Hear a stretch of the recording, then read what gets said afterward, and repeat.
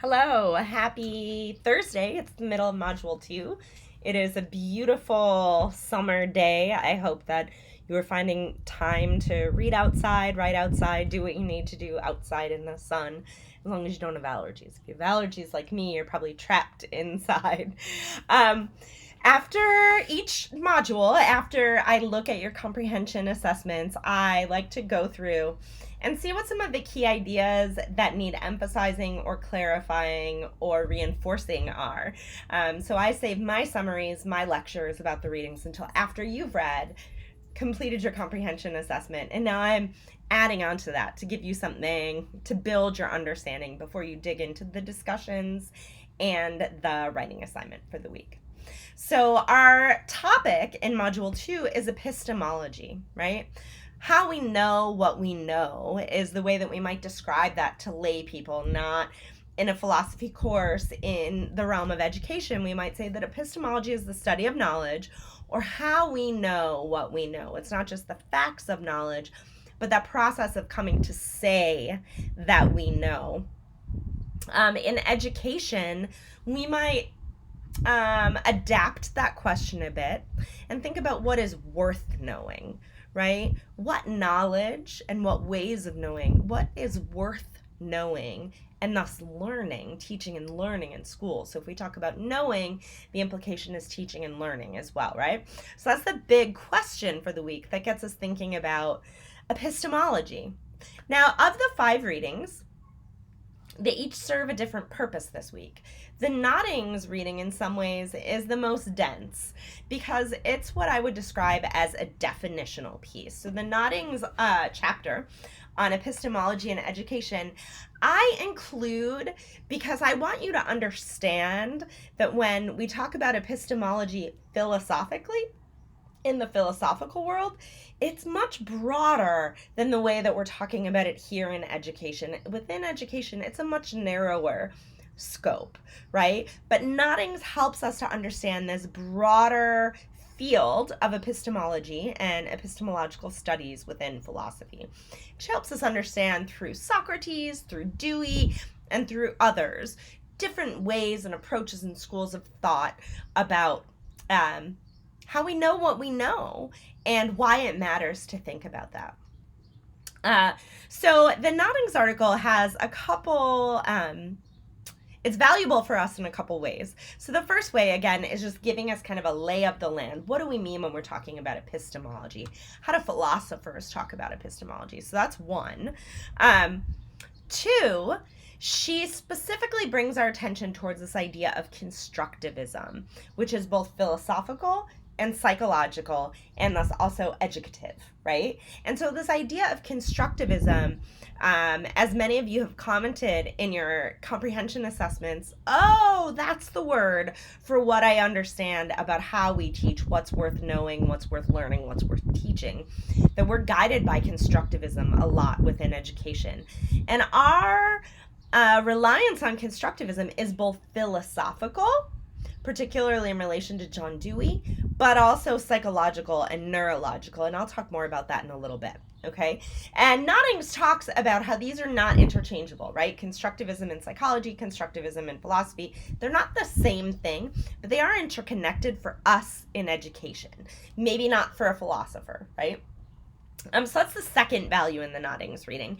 And then the third value in the Noddings reading is I love the way that she goes through a couple different ways that educators may take up epistemological questions. And I love that she brings us to this question of what is worth knowing and helps us parse out what's the ethical concern here and what's the epistemological concern. That ethical concern we're going to come back to later in our week on justice. And in some of our other modules, but for now we're just going to deal with these epistemological questions of what is worth knowing. Okay, so constructivism is what we're guided by. This is different than Plato's allegory of the cave. Okay, so Plato's allegory of the cave is, many of you are familiar with it from Philosophy 1001. You may have read it in other philosophical classes. It's sort of a classical philosophical piece that people read in getting acquainted with philosophical ideas, particularly about education and knowledge and learning. the role of the intellectual. So in many ways, this is kind of a classical understanding of the role of the teacher and the role of the educator, the role of the intellectual. Because remember, we have these prisoners in a cave who think, this all according to Plato, right? Via Socrates. So we have these prisoners in a cave who think that they know what's happening in the world.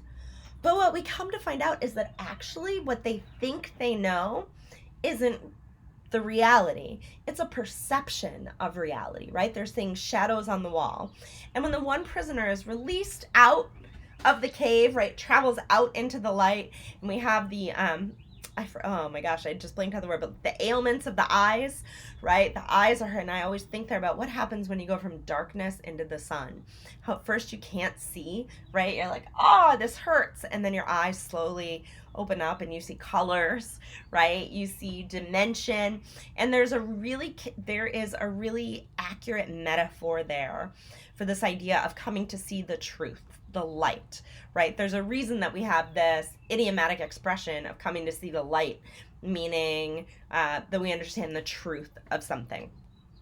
So there's kind of two parts to pay attention to here in Plato's allegory of the cave. One is simply what he's saying about experience versus truth, or perception versus truth. Yes, we all have our perceptions and they may be different, but according to Plato, there is an objective truth out there. And it's the intellectual's job, or the teacher's job, the philosopher's job, to help those that are in the cave to come back to the cave and do the difficult work of helping those who are in the cave looking at the shadows, thinking that this is reality, helping them to see that this is not reality, that in fact what you see is wrong, right? Or distorted, or untrue. And there is some other objective truth out there.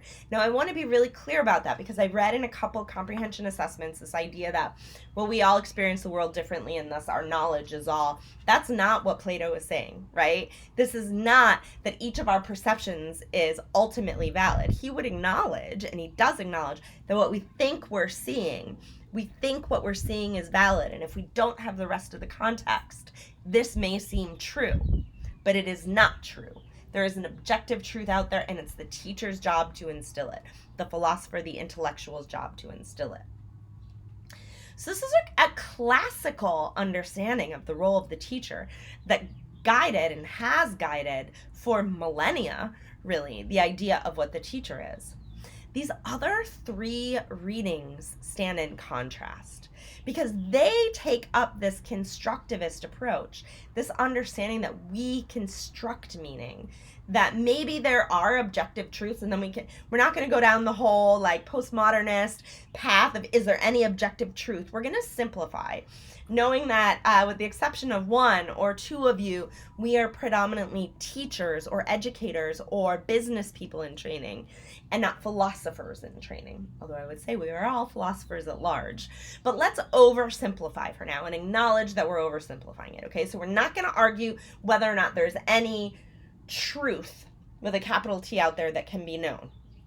What we are going to acknowledge is that in order to come to know the world, constructivists say that we make sense out of it. We construct meaning through dialogue, through relationships, through experience, through identity, right? Who we are, the knower, which Socrates wasn't concerned with. The knower influences what we know, right? That's part of at the heart of constructivism, that the knower influences what is known. If we take that idea of knowing, it has radically different implications for teaching. Those radically different implications do not mean then whatever anyone experiences and thinks they know is true, right? There would be no role for a teacher. There is a role for a teacher, but it's different than what Plato describes. So in Freire, we have a critique. Paulo Freire critiques this traditional banking approach, which is not necessarily what Plato is advocating, but is often how this process of sharing the truth is approached in schools, right? Which is simply that the teacher has the knowledge and the student doesn't. You are empty vessels, and I am depositing that knowledge into you. Here you go. This is the truth. Learn it, tell it back to me. If you can tell it back to me, you've learned. Freire is telling us that this is an oppressive process, right? That it goes against our beings, our souls, what is human in us. And this oppressive process, according to Freire, is part of how oppressive social structures are maintained. Because if we become attuned in school to simply getting deposits of information put into us, that is how we can approach our social system, right? And so in contrast, he points out this idea of problem-posing pedagogies, the idea that our experience of the world is a starting point for learning. It's not the end point, it's the starting point, and that we can ask questions about our world and then come to explore and inquire. And a teacher who has been trained, who has perhaps a broader base of formal knowledge than students, although not always, has a role in this process, almost like a curational role, right? Kind of like Dewey talked about curating the environment. The teacher in a problem-posing process has a role. And the teacher may have knowledge that the students don't, language that the students don't, but the students also have knowledge and language. So it's a reciprocal process between teacher and student who co-construct meaning, co-construct understanding together. The teacher is also a learner, and the learner is also a teacher. That's different than what Plato is describing. Right? So this is one way of thinking about constructivism with a very clear social reconstructionist position, that schooling is part of how society is reproduced, and if we want to interrupt an oppressive society, we have to interrupt schooling, which means interrupting teaching, learning, and knowing. Okay, the first People's Principles of Learning is also in many ways an epistemological document about what is worth knowing, but it's also about how we know. And I included this because I want you to understand that all cultures, whether they use the word epistemology or not, have epistemological beliefs and philosophies, right? And we can see overlap between the First Nations. This comes from Canada, which is why it's called the First Peoples or the First Nations. But we can see overlap between these indigenous principles of learning and contemporary and ancient Western ideas about learning. We can see that overlap, but we can also see the differences. And part of that overlap is made explicit by the author of this document to help us see that indigenous ideas of learning have points of connection to, in particular, constructivist ideas of knowing and learning, okay? The first People's Principles of Learning really emphasize experience and relationships, community, history, sovereignty, place, the earth, that all of these influence what we know and how we know, and then what we do with that knowledge, and thus what is worth learning and knowing through education. Finally, the Rietenberg article, also really dense. I would say the Rietenberg is probably the densest after Noddings. Maybe you would disagree with me. I always have to really read this piece closely, and I find something new every time. Some of you may be familiar with the work of Derrida. If you're not, it's okay. You can still make sense out of what Rietenberg is saying, which is offering a way to think about something we talk about as place-based education or contextually relevant education, but to help us think about that not in an idealistic way.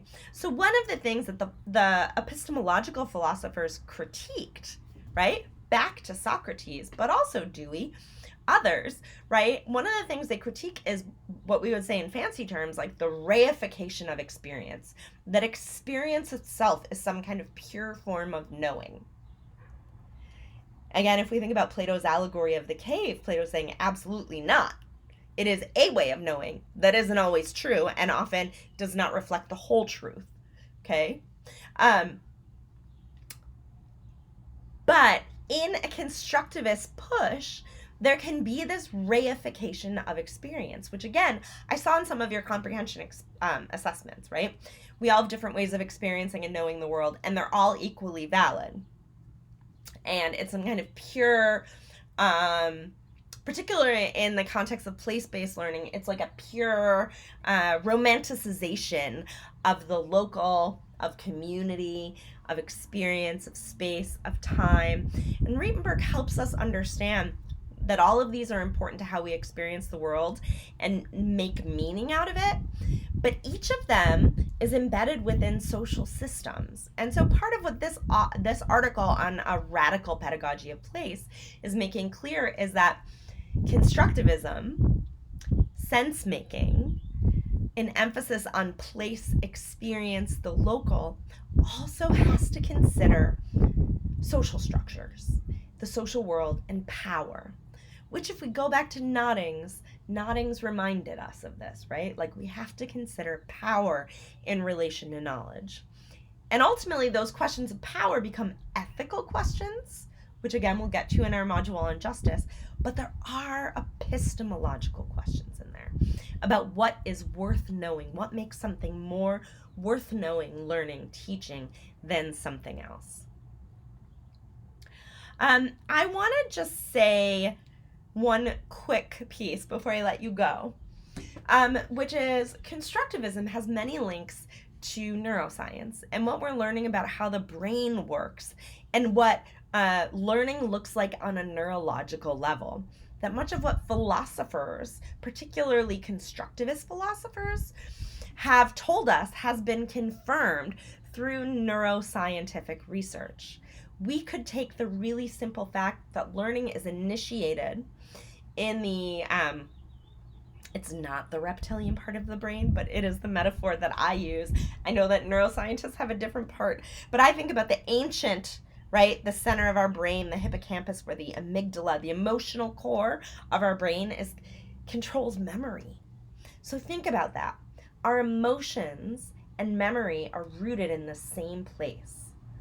Learning is in many ways neurologically a process of remembering, of moving experiences in the world into short-term memory, working memory, long-term memory, which can then reshape pathways in the brain so that we have processes and pathways for making sense of what we experience. And it's rooted in emotion, right? Remember, that process is shared in the part of our brain that controls emotion. So when we say that learning is an emotional process, that's part of it. It's not just metaphorical, it's not just philosophical, it's neurological.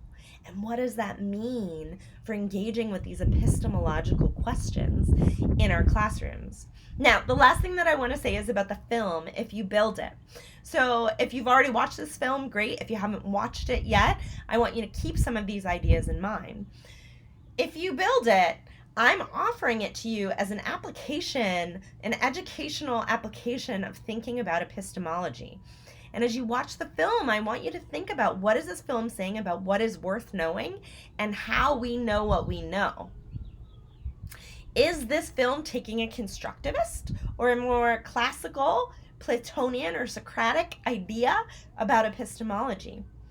Is this film engaging in the kind of romanticization of place and experience that's critiqued by classical philosophers and by Rietenberg? Right? That piece by Rietenberg is so interesting because it's saying, yes, we construct meaning through experience, but don't romanticize that experience. Let's think about what is yet to come. Let's think about communities in the making. Let's think about different contexts. Let's think about urban. So Rietenberg helps us expand and not romanticize an experiential way of coming to know the world. I also want you to think about the teachers, and are they occupying a problem posing stance or a banking stance? How are they orienting themselves to their students and to what they learn?